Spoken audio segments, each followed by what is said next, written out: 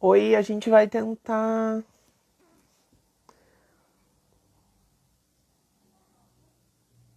Vamos ver se a Bruna consegue.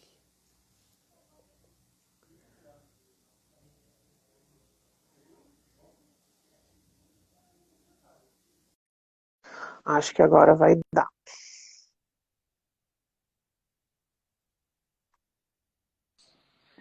Oi, Oi, agora deu.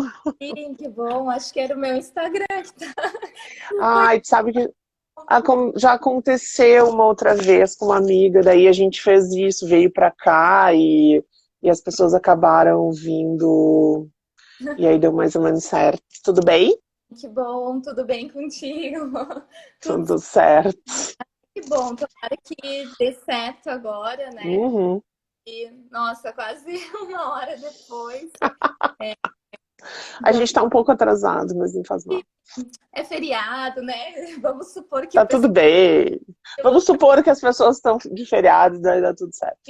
sim, já vamos entrar nesse clima. Pessoal, então, só para explicar, né? A gente teve problemas técnicos aqui, pelo meu Instagram não estava dando para entrar de jeito nenhum.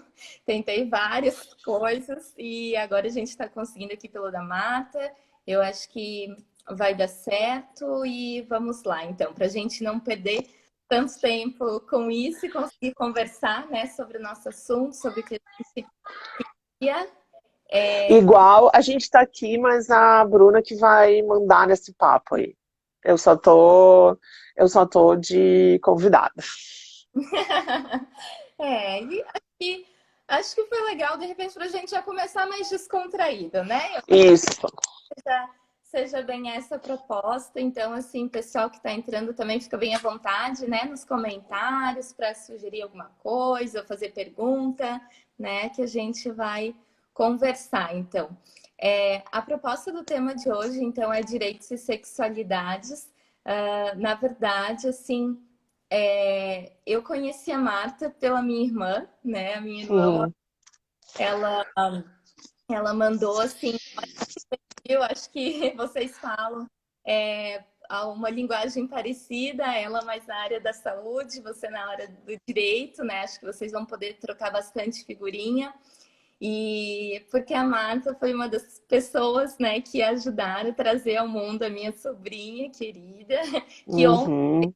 4 anos. Ai, Então, gente, é muito. Eles crescem muito. Eu fico muito velha sabendo essas coisas. muito rápido, sim. E, e acho que ela foi muito feliz mesmo, porque eu adoro te acompanhar. E quando eu comecei com essa programação das lives, eu pensei, com certeza tem que ter uma com a Marta. E estou bem feliz da gente poder, então, trocar alguma ideia sobre esse tema que eu acho, assim, tão importante, né? A gente saber sobre. E até por isso, eu sugeri, assim, que desse início se, Marta, se tu puderes, assim, começar talvez falando um pouco de um modo breve, assim, em geral, para quem não sabe, porque eu acredito que o público seja bastante misto, assim, né? Hum. De uma forma geral, assim, o que se entende por sexualidades, né? O que é tudo que contempla? Porque... E aí eu falo de uma forma bem breve mesmo, porque, né, é bastante coisa. Mas De- pode... Então, eu tive o prazer de ver Bia nascer, não é? Um partaço de madrugada, me lembro, assim, muitíssimo daquele parto. E aí coloquei isso na minha bagagem de felicidades. Já faz 4 anos, eu estou impressionada.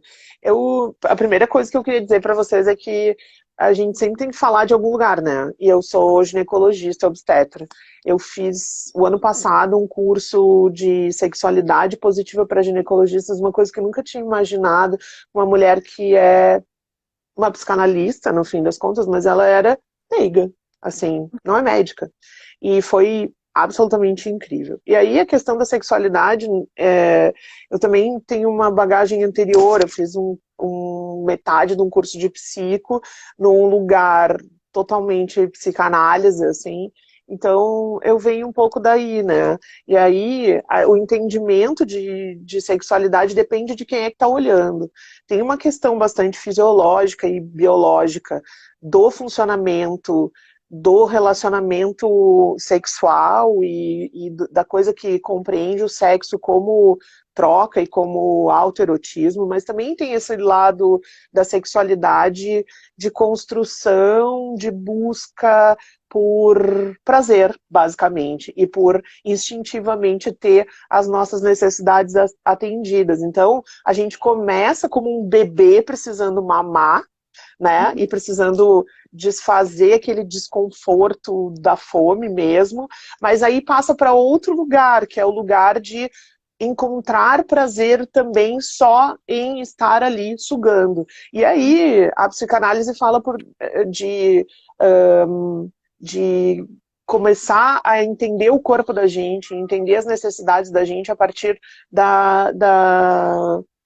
dessa relação mesmo, de ter nossas necessidades atendidas e geralmente as nossas necessidades atendidas pelo meio externo ou por outras pessoas. Até isso virar uma coisa genital, que é o estabelecimento do prazer na área genital, leva muito tempo e muito aprendizado, tem a ver com o nosso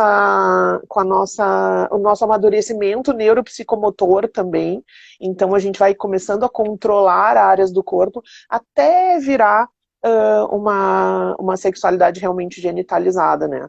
E aí, bom, daí a gente procura encontros que nos satisfaçam também genitalmente. Mas essa coisa da sexualidade tem mais a ver com desejos e necessidades atendidos, com gozar em vários sentidos, né? Com aproveitar a vida, ou aproveitar as coisas, ou aproveitar as situações de maneira prazerosa em todas as áreas, a gente poderia dizer. Sim.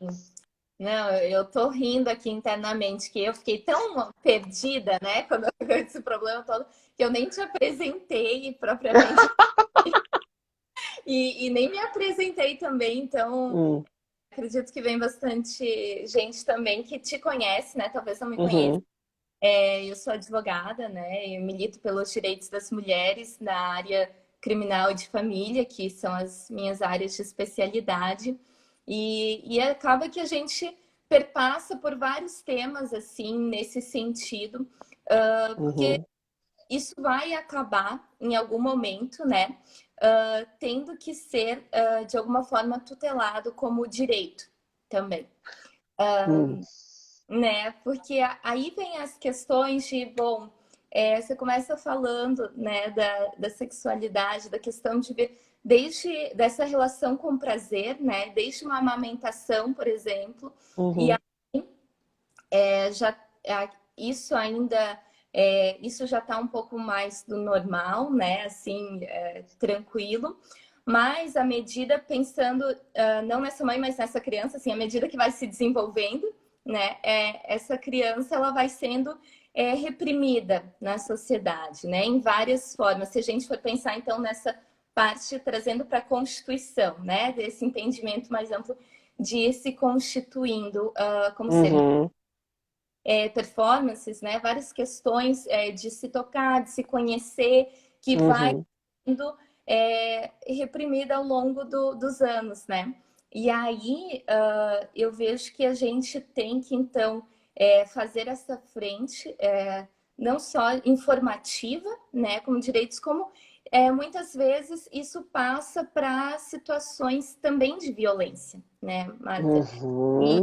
E aí tem uma questão muito importante que eu acho que é justamente a educação, né? A gente como importante a educação da sexualidade, né? Não só a sexual pensando justamente, né, nos atos, assim, mas como isso é importante, como isso vem de um tempo para cá, principalmente, sendo ainda mais reprimido, né? Eu vejo aqui no Brasil, pelo menos, né, já pensando assim, numa questão política mesmo, né? E a minha preocupação também das pessoas se reconhecerem em situações de violência. Porque se eu não sei nem, né, o que eu posso, qual que é o meu alcance, né, como é que eu vou me reconhecer também numa situação de violência? A gente tem essa questão da opressão e de uma formação da sexualidade, especialmente da sexualidade feminina, baseada em não poder, não é? Em não, as coisas que não podem, as coisas da repressão mesmo. A gente sabe que existe uma cultura do estupro e essa questão da mulher e da objetificação da mulher também perpassa as questões da violência, porque quando a gente não reconhece o outro como sujeito, é mais fácil de violentar, não é?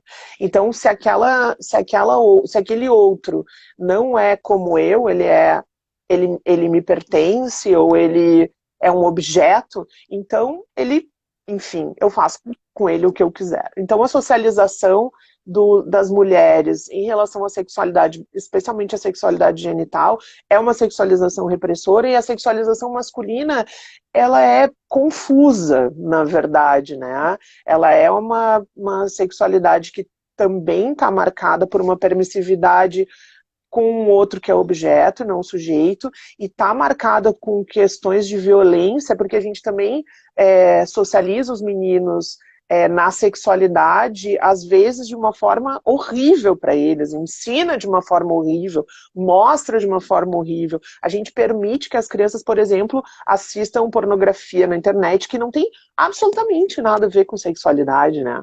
Tem a ver com um tipo de performance que é absolutamente irreal e que não faz bem para nenhum dos dois parceiros.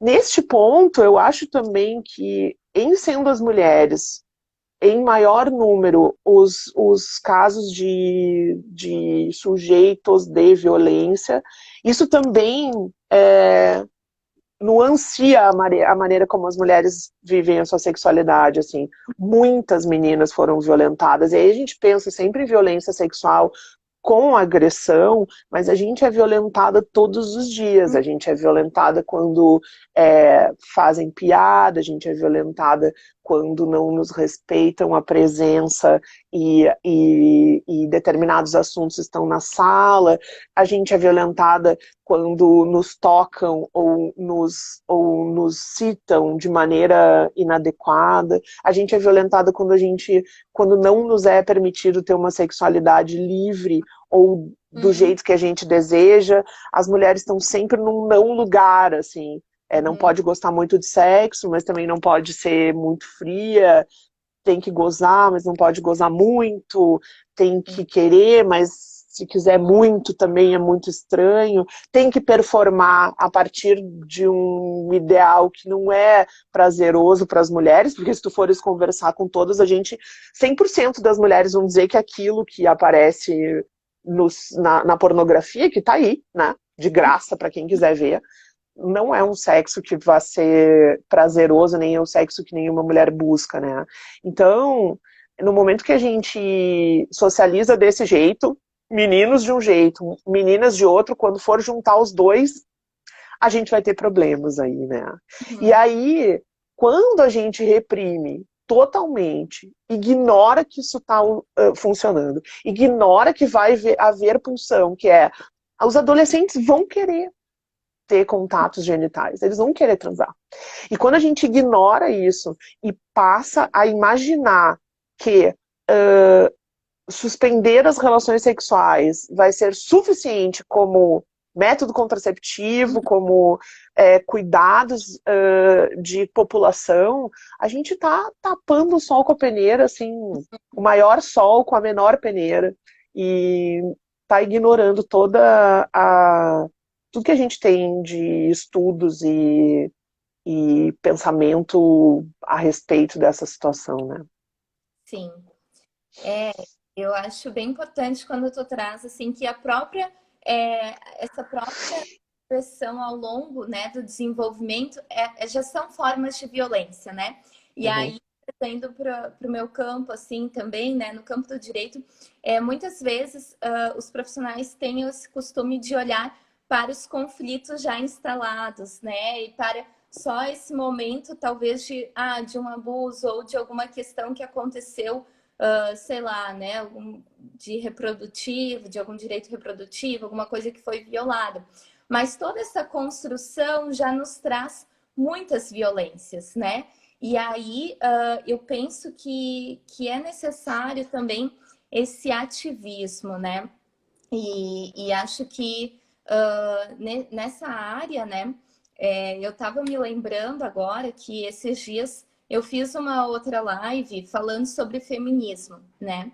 E assim, era para alunos de direito, e uma das pessoas perguntou o que feminismo tem a ver com direito, né? E eu pensei, nossa, tem tudo a ver, né? Absolutamente tudo.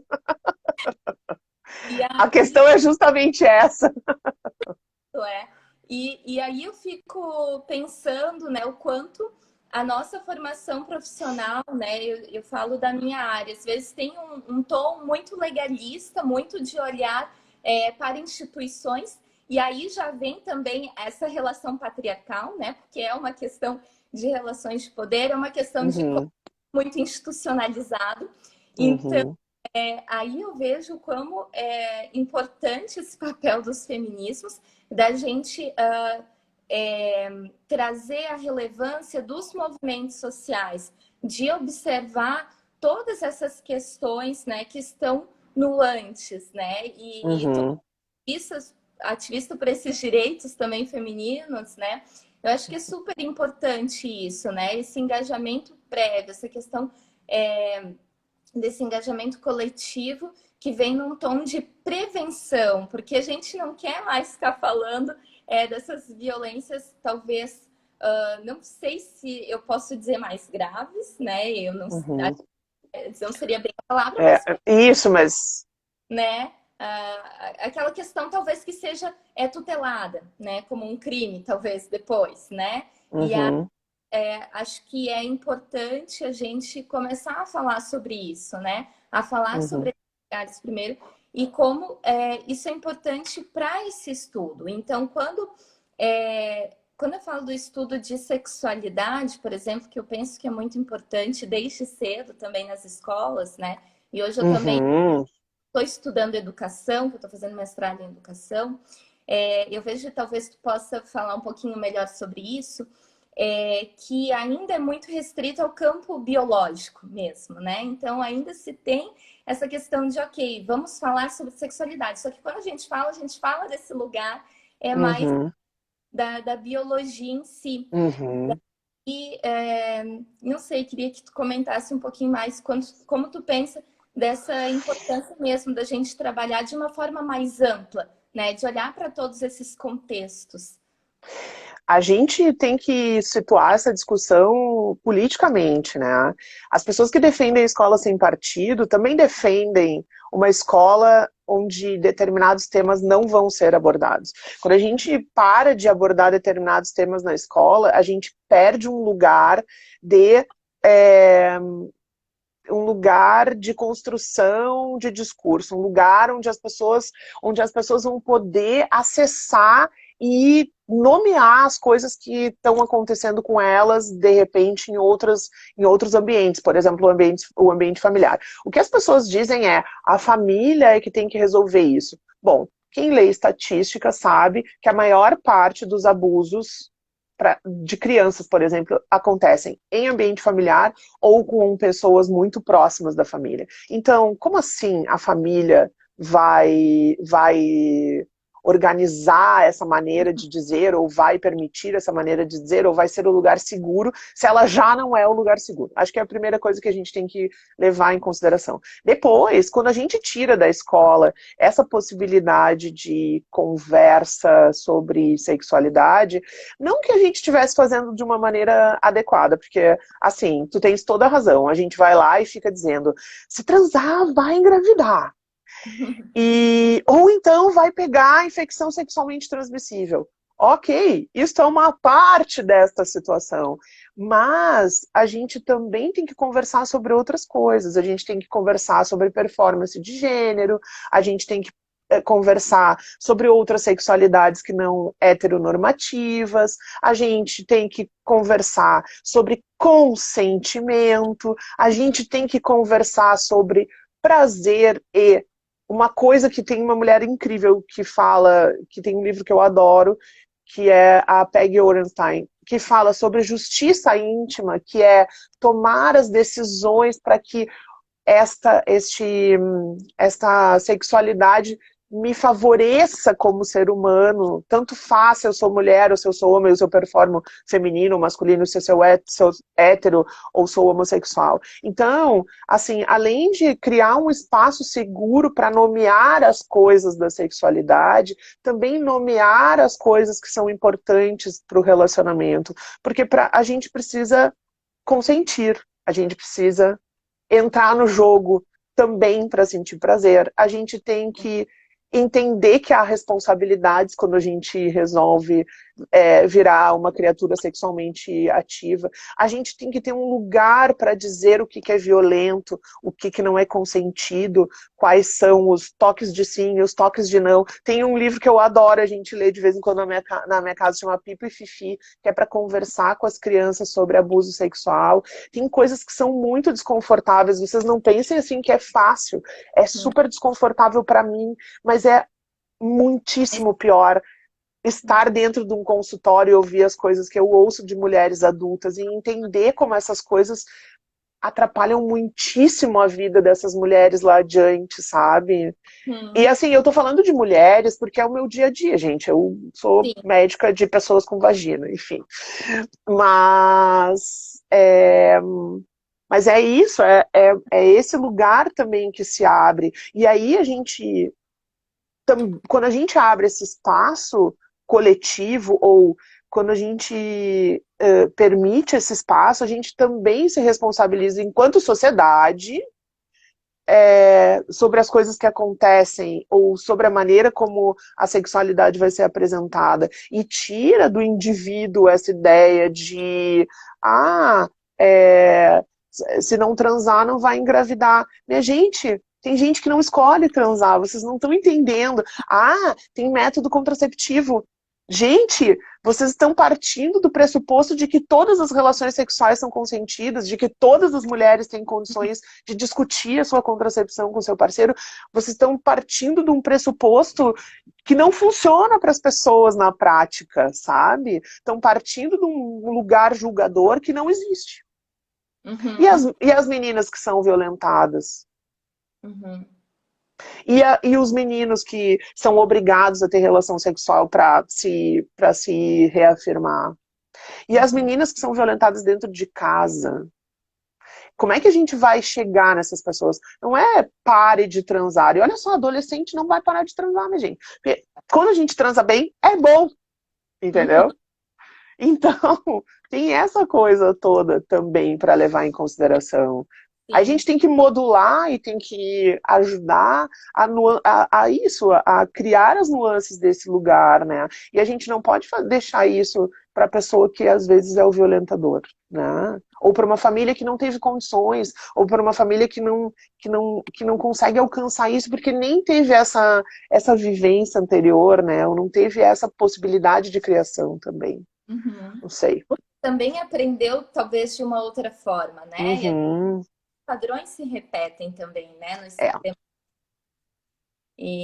Mas acho interessante, assim, até te ouvindo e também já fazendo uma reflexão novamente sobre a minha fala, como a gente começou, assim, talvez, de um contrário, né? Já começamos direto no coletivo, né? Porque, assim, muitas vezes a gente começa a falar de sexualidade muito do individual, né? Do individualista.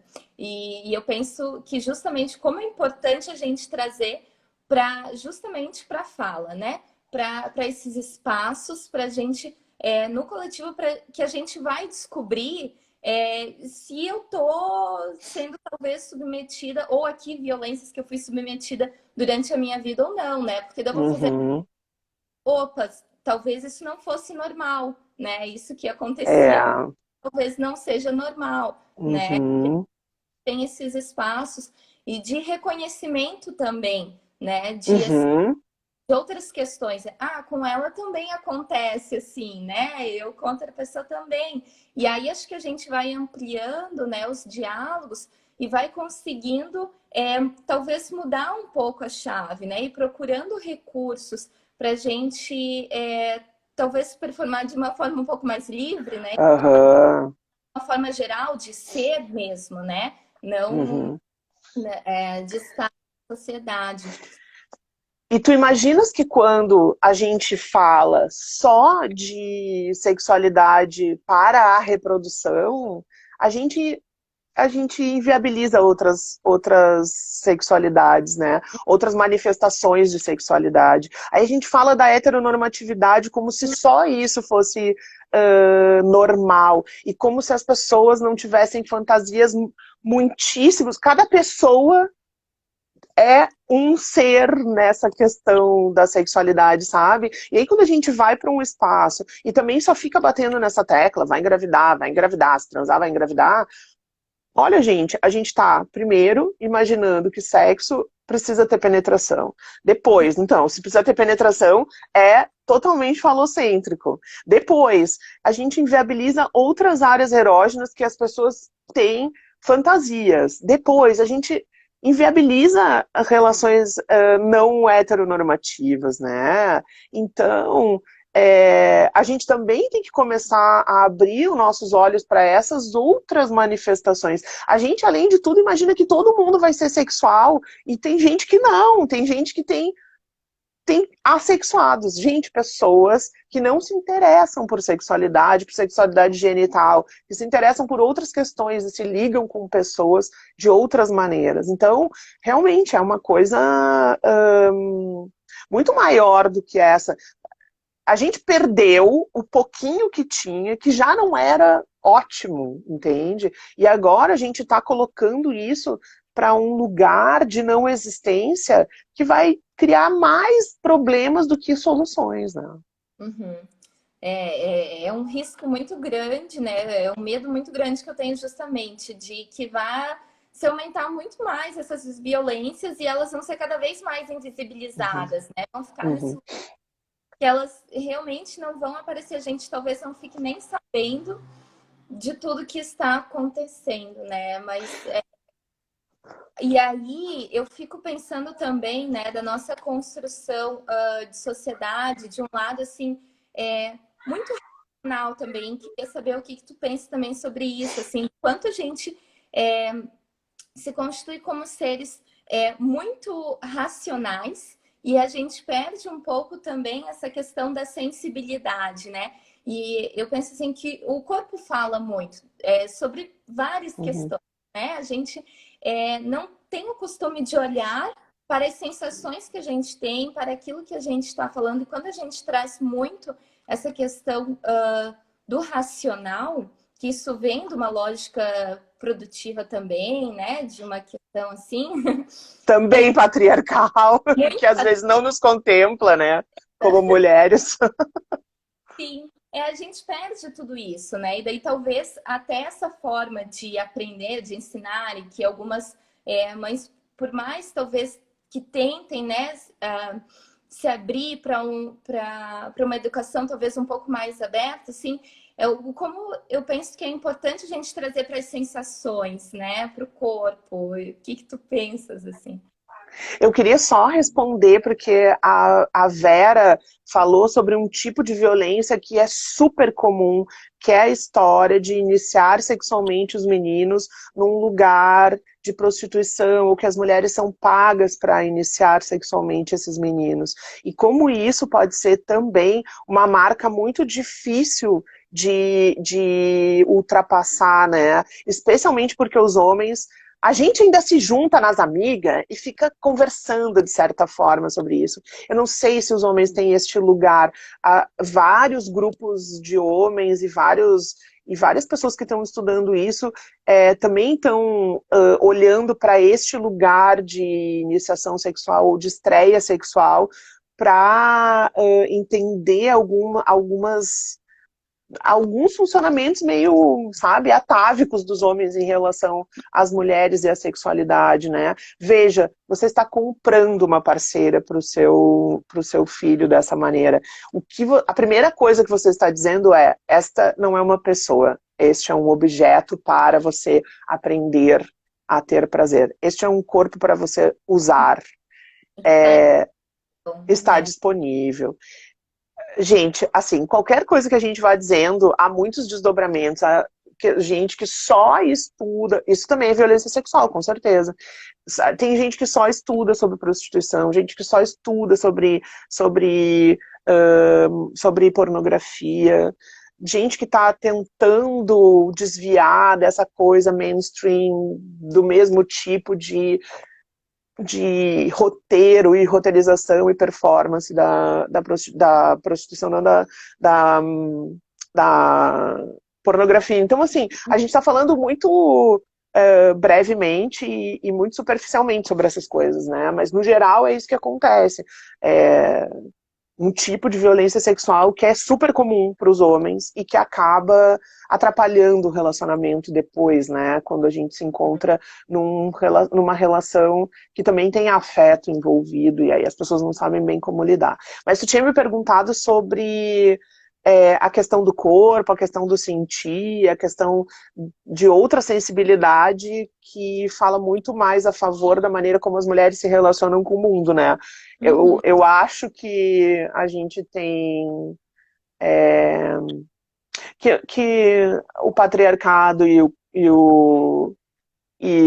a maneira como as relações de trabalho são e a maneira como a gente investe o nosso tempo, inclusive na profissão, não nos contempla. Porque a gente é cíclica, porque a gente tem épocas que tá melhor, épocas que tá pior, épocas que o corpo da gente precisa de mais internalização, épocas que a gente está mais externalizada, e mais, quando a gente coloca a sexualidade de novo num lugar só de reprodução, a gente precisa botar todas as mulheres dentro de uma castração hormonal, não é?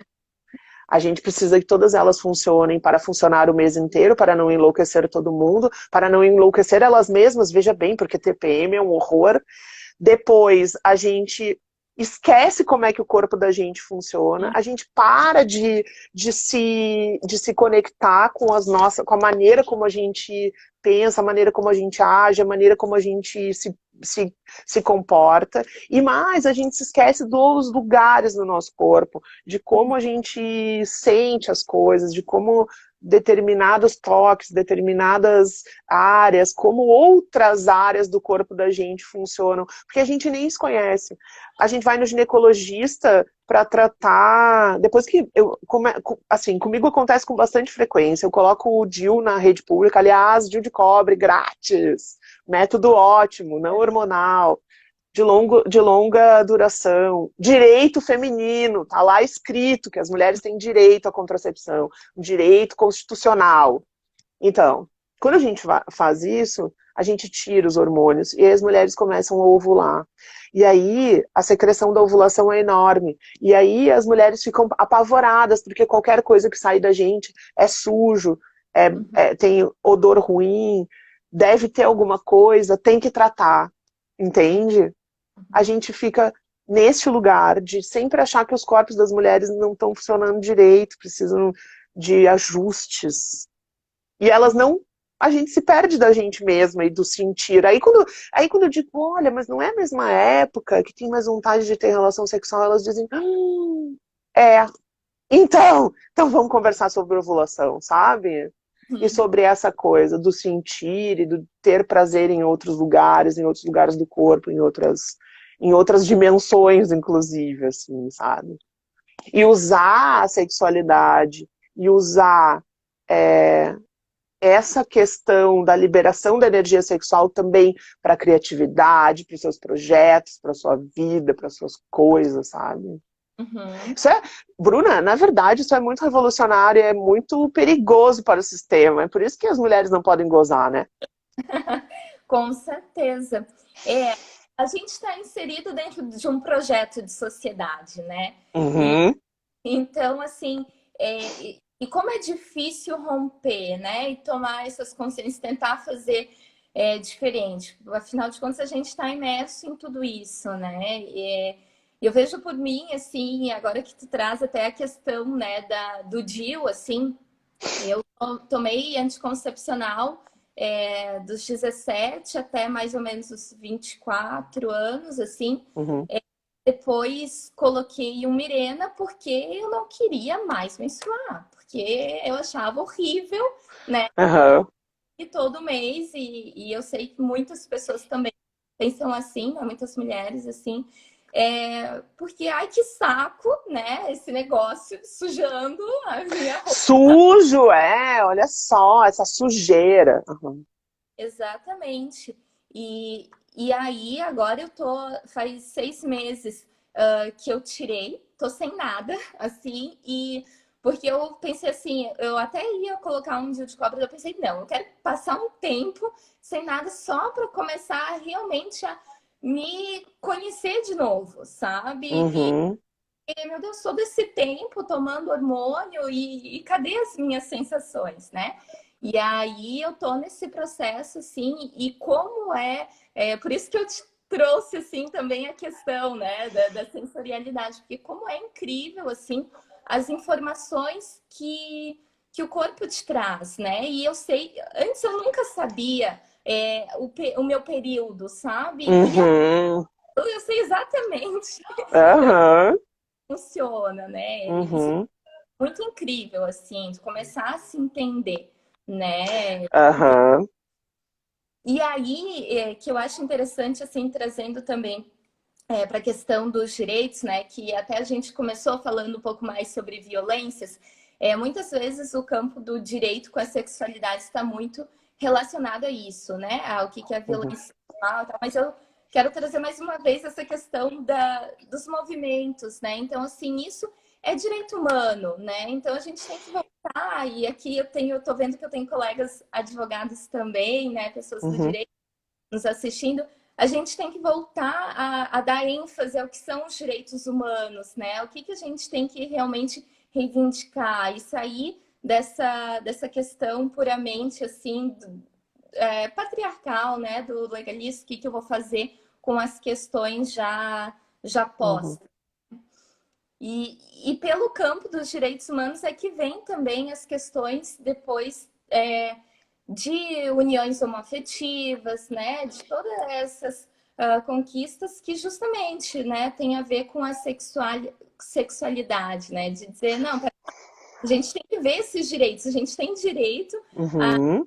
ir a ser da forma que a gente e se a gente está numa sociedade, eu quero ter os direitos, né, iguais e vamos lá, né?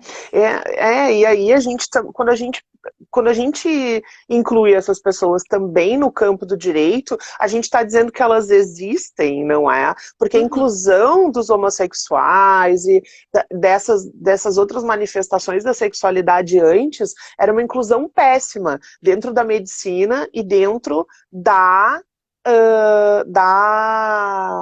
da, da variação, do desvio. Era uma coisa que não funcionava, da doença, sabe? A coisa tinha um código dizendo que aquilo estava errado. Claro, se a gente parte do pressuposto de que a sexualidade é para a reprodução, tudo que não é para a reprodução não está no caminho, não é? E aí, quando a gente percebe que há muitos caminhos, e o direito diz que sim, esses caminhos existem, e a gente sim. tem que respeitar também como direitos humanos, aí as coisas todas criam vida e criam corpo.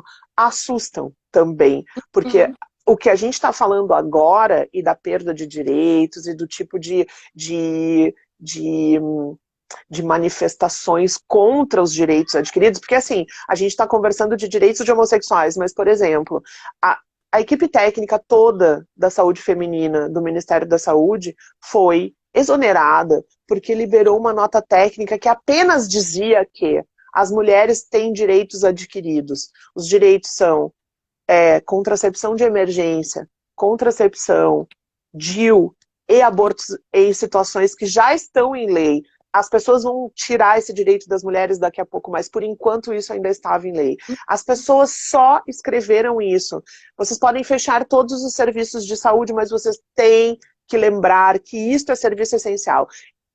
A nota técnica colocou dentro dos serviços essenciais, por exemplo, as emergências não podem fechar, as emergências pediátricas, as UTIs, tu tá entendendo? O centro obstétrico. E este lugar também não pode fechar, as mulheres não podem ser impedidas de acessar os seus direitos só por causa da pandemia. Que é a primeira coisa que acontece, né? A gente sabe. Já dizia, não é? Simone, né? Sim. Temos que O estar que atentas, né? Temos que estar atentas e vigilantes. E as pessoas só foram atentas e vigilantes e anotaram lá, olha só, minha gente que está aí querendo impedir, não pode, porque está na Constituição, porque isso está dentro dos direitos. E o que aconteceu? As pessoas foram demitidas. A área técnica da saúde da mulher. O que a gente viu acontecer com o Ministério para as Mulheres? Virou uma coisa religião centrada que acabou com com o que a gente defende, por exemplo, a educação sexual nas escolas, sabe? Sim. Que propôs uma medida que todo mundo sabe que não funciona, porque nos Estados Unidos já houve essa tentativa. Este livro da Peggy Orenstein, inclusive, fala isso. Sabe que todas as medidas de tentativa, de cuidados de gestação na adolescência atrasam em 6 meses, quando elas são baseadas em abstinência. Porque a abstinência é uma coisa que a pessoa, às vezes, escolhe, e às vezes não. Sim. Porque as mulheres são violentadas. Entende? Então, tem uma série de questões, as pessoas estão ignorando tudo isso, e a gente virou o patriarcado, o capitalismo. A gente é sujeito de segunda classe, sabe?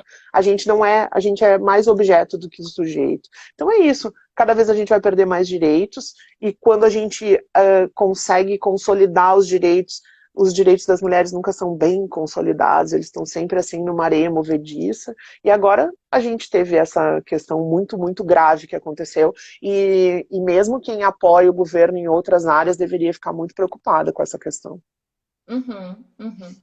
A gente vê aí, né, de um bom tempo, eu acho, assim, pelo menos a última década, ou 2 décadas, mais ou menos, de um fortalecimento de um conservadorismo, né, político. Então, assim, isso é muito preocupante. Aí, trazendo para essa área do estudo também, né, dos estudos de gênero e sexualidade, ali a gente teve período mais ou menos, se eu não me engano, 2014, né, que foi que a gente teve a questão de tirar todas as nomenclaturas de gênero, tudo que se de gênero. Sim, a Escola Sem Partido é sobre isso também, né? Sobre não falar sobre gênero. Exatamente. Ideologia de gênero. Sim, né? O que é, né? O que é ideologia, né? E aí é justamente ideologia de gênero é algo que eles mesmos criaram, né? Mas o risco é que vários municípios acabaram criando leis, né? Proibindo, mesmo que isso não tenha passado, né? Que numa última revisão tenha voltado às categorias de gênero, né? E de sexualidade, ainda assim municípios acabaram criando leis para proibir, né, o estudo nas escolas. E isso agora, né, recentemente, se eu não me engano, foi fevereiro, março, começaram os julgamentos no STF, dizendo que não, que justamente isso é inconstitucional, né? Só que daí é aquela questão, né? O quanto tempo isso ficou para a gente ter que, inclusive, dizer, né, ter que afirmar numa corte superior, e aí trazendo também a importância de se ter, né, uma corte superior, independente, não é? Independente, exatamente. Esses direitos humanos, né, esses direitos constitucionais. Só que esse discurso, né, ele fica por muito tempo. E aí que tá a questão, né, que muitas pessoas acabam comprando esse discurso, por mais que se diga depois, inconstitucional, né? Isso já foi disseminado, né?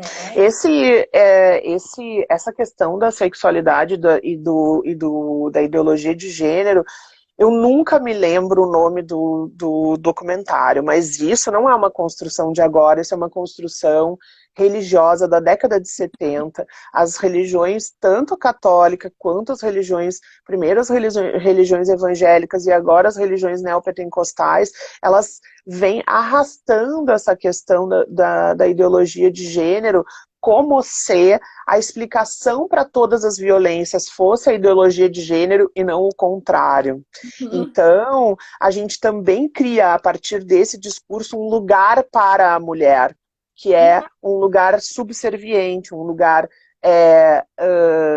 que só existe relacionado com o homem, um lugar de opressão, um lugar de não ter voz, enfim, a gente vem criando também esse espaço para a mulher, que bom, uma mulher que não pode decidir sem perguntar para o marido, é uma mulher que pode ser violentada sem dizer para ninguém, é uma mulher que pode sofrer violência de todos os tipos, violência doméstica, violência sexual, violência patrimonial, uma mulher que não tem direito nenhum a partir do seu núcleo familiar, não tem direito nenhum fora do seu núcleo familiar também.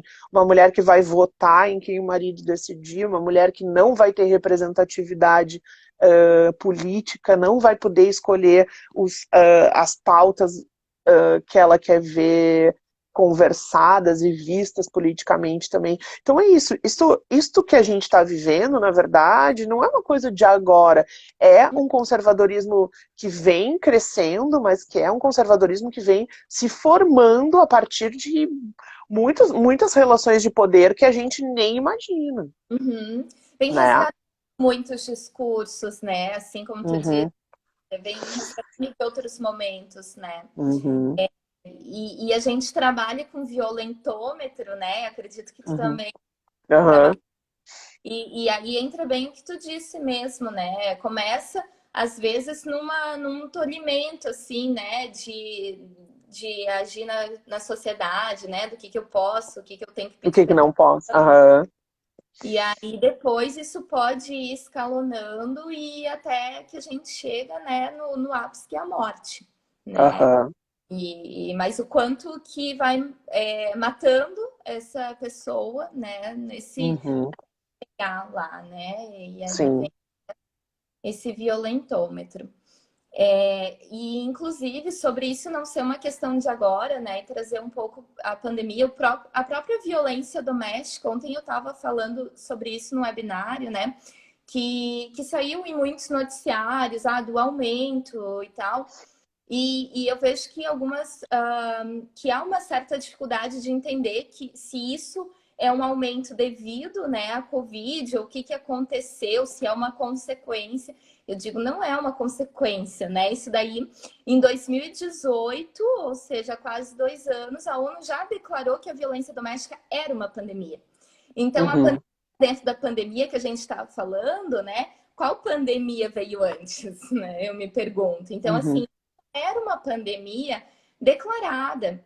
E a gente já sabe que esses tipos de violências, elas acontecem em casa, né? Até como a gente estava falando da questão também das crianças, né? uhum. A casa, ela não representa esse ambiente seguro para muitas pessoas, Muitas né? pessoas, aham, E aí, quando a gente entra em medidas de isolamento que não contemplam desde o início, né, essa situação de violência que a gente falando contra as mulheres, né, ela já está ignorando, já está invisibilizando essa questão e não é assim, ai, nossa, agora aumentou, né? Vamos fazer uhum, uma. uhum, Ai, não estava previsto. Não, estava tudo.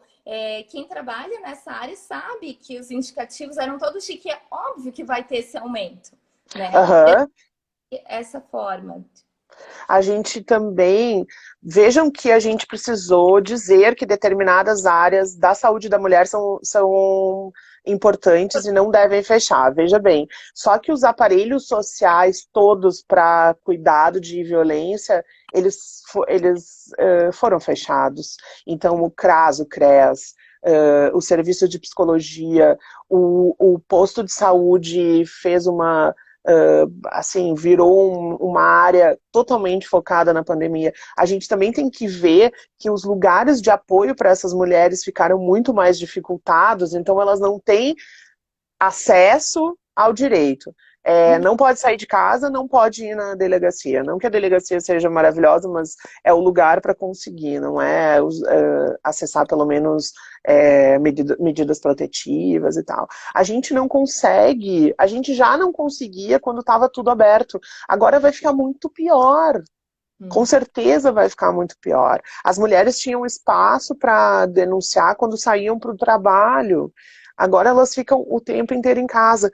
A falta de renda vai criar muito mais dificuldades e atritos dentro de casa. As crianças juntos, gente, assim, famílias organizadas, tipo a minha, sabe assim? A gente chega num ponto, sabe, que realmente precisa ter uma estrutura, outras pessoas, outros cuidados, outras possibilidades. Imagina uma pessoa que dependia da informalidade e agora depende de uma medida, de um auxílio emergencial, que é 1/3 do que a pessoa costumava ganhar. Um auxílio emergencial que, para conseguir, demora 3 vidas. Precisa ter internet, precisa baixar um aplicativo, precisa ficar vendo, aí tem que ir na caixa, aí tem que tirar o dinheiro, porque senão o dinheiro volta. Sabe assim, todos esses empecilhos e todos esses entraves, isso tudo vai criando uma bola de neve. Estamos todos tentando sobreviver, todas as pessoas tentando sobreviver, numa situação muito difícil, que um dia tem que fazer uma coisa, no outro dia tem que fazer outra coisa. Essa tensão toda também cria um espaço para que coisas muito piores aconteçam dentro da casa das pessoas, né? Fora que as pessoas estão... A gente está aqui, né? Nós, apartamentos maiores, lugares maiores, onde moram essas pessoas? Com quantas pessoas num espaço super exíguo? Não tem privacidade, não tem... não tem espaço, sabe, para si. Então, tem muitas coisas que entram aí também, né? Tem muitas coisas. E aí a gente começa a conversar sobre esses assuntos, né? E vai longe. Porque... Arborizando.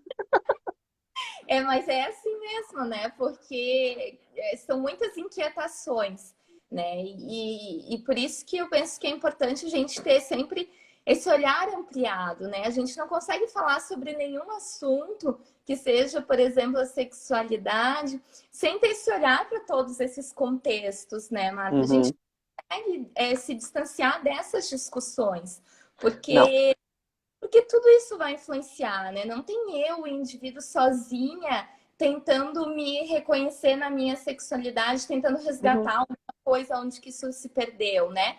Eu tenho algumas condições de fazer isso devido aos meus privilégios de vida, né? Mas, assim, a gente tem que estar observando isso o tempo todo. E uma parte ali da tua fala, tu falou sobre essa questão também do não julgamento, né? Sobre pessoas, então, que não conseguem fazer isso, né? Que não conseguem romper com alguma situação, seja de um ciclo de violência, né? Seja de alguma coisa assim que está submetida.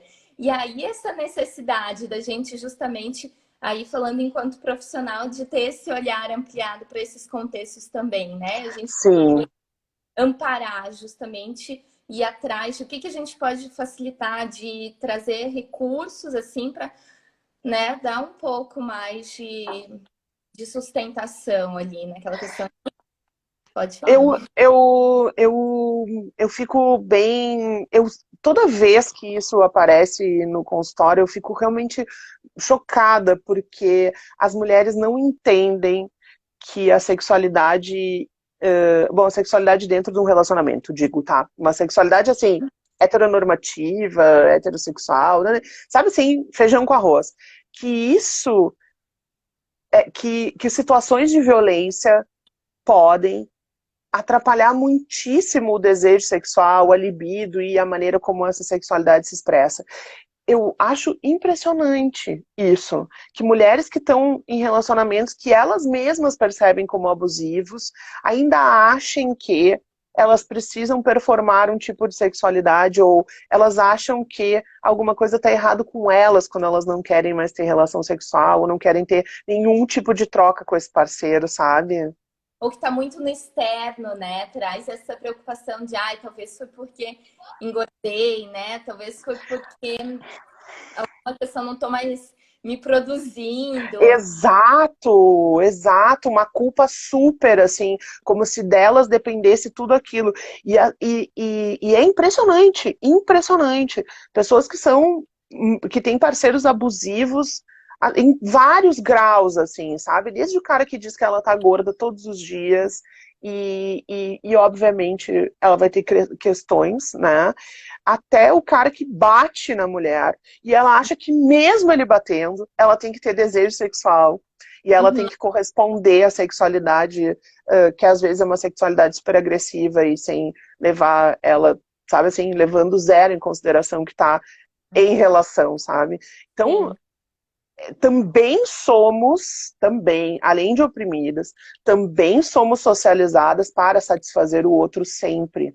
Não importa o que o outro faça com a gente, sabe? E isso é uma coisa bem perigosa. E isso é uma coisa que a gente diz para as meninas. Tem um outro livro da Peg, eu acho que, eu não me lembro se é esse, que ela faz perguntas para as mulheres. E aí ela pergunta, na sua estreia sexual, aliás, ela usa esse termo, eu acho muito legal, não é perda de virgindade, na sua estreia sexual. Qual era a sua maior preocupação? O primeiro era não sentir dor. Veja bem, não sentir dor é muito diferente de sentir prazer. Não sentir dor é uma coisa que já parte de um lugar bem negativo. Então, e depois era uma preocupação em dar prazer para e não sentir prazer. Então é isso, a socialização é para que mulheres sejam objetos. Mulheres estão ali para satisfazer, estão ali para. Você tem que estar depilada, você tem que estar cheirosa, você tem que estar com uma lingerie, você tem que estar com um corpo X, porque alguns corpos são válidos, outros não são válidos para sexo. Você tem que estar com tudo isso para aquela outra pessoa. Não é para você se sentir gata, se sentir gostosa, espetacular e gozar por causa disso. É para o outro fazer com o que você fez o que quiser. E menina Bruna, a gente derrubou essa semana um perfil de uma mulher que estava dizendo isso, que estava justificando estupro marital. Que tem que dar pro marido. Ponto. Sabe? Faz uma forcinha, não é possível que você não possa fazer uma força para dar prazer para o seu marido ou para transar com o seu marido quando ele quiser, não quando você quiser. Sabe? Sim. Sim, muito grave. E essa pessoa tinha muitos seguidores, né? Mais de 50 mil seguidores, era assim, gente, sério mesmo.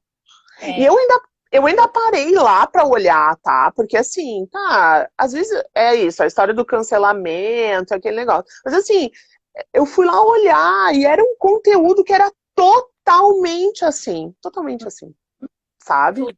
E caiu depois agora também por causa de falas bem racistas. Super racistas. Essa primeira não aconteceu nada, né? A pessoa seguiu lá, a gente foi. E agora ela fez uma explicação sobre supremacia branca que foi vergonhoso, sabe assim? Vergonhoso, criminoso. Eu já achava ela criminosa, mas agora foi muito mais criminoso, né? Ela devia ser. A gente tinha que demandar ela judicialmente, eu acho. Tem bastante gente que estava observando, assim, tentando fazer essas denúncias também. E minha colega até tá falando, né? Realmente, né? E agora, na tua fala, foi agora que eu fiz uma reflexão, assim, também de... Poxa, enquanto ela estava falando sobre estupro marital, a gente não conseguiu derrubar, né? foi só curioso isso, né? Eu acho que Uhum, fica pra gente refletir assim também, né? Enquanto tá falando dessas questões assim do casamento, uhum, tem muito desses esses dogmas, né, do serviço, uhum, né? A religião às vezes tem esse papel negativo, muitas uhum, vezes, né, uhum. de fazer com que tenha que ter esse serviço Ai, tá acabando muito. já. Sim. O pessoal tava perguntando se vai ficar salvo. E só lembra, né, que antes, quando tiver encerrando, já É, vamos tem que salvar. lá, Tá, né? tem que salvar. Sim. Ai, que pena que terminou, porque eu adorei. Obrigada pelo convite. Eu que te agradeço. Foi um prazerzão, assim, conversar. Eu quase, acho que até pelo, talvez,